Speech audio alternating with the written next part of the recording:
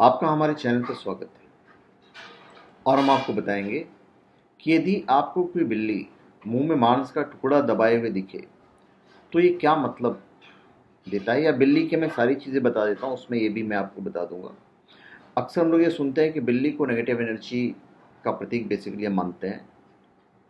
कहा जाता है कि अगर बिल्ली रास्ता काट जाए तो अशुभ होता है। बहुत सारी मान्यताएं प्रचलित हैं। सदियों से लोग उस पर विश्वास करते चले जा रहे हैं। यदि बार बार बिल्ली रोती दिखाई दे रही है तो इसका मतलब है आप पर कोई संकट आने वाला है। बिल्ली रोती या लड़ती हुई दिखाई दे तो उस इंसान के सभी कार्य असफल हो सकते हैं। सोए हुए व्यक्ति को बिल्ली लांग कर भाग जाए तो उस व्यक्ति को मृत्यु कष्ट भोगना पड़ सकता है। यदि बिल्ली सोए हुए व्यक्ति के पैरों को सूंघ जाए तो उसे कई बीमारियां हो सकती है। जिस व्यक्ति को यात्रा पर जाते समय बिल्ली के मुंह में मांस का टुकड़ा दिख जाए तो उसके जो कार्य हैं वो सफल होते हैं। और यदि बिल्ली सूती अवस्था में दिखाई दे तो व्यक्ति को भविष्य में परेशानियों का सामना करना पड़ सकता है।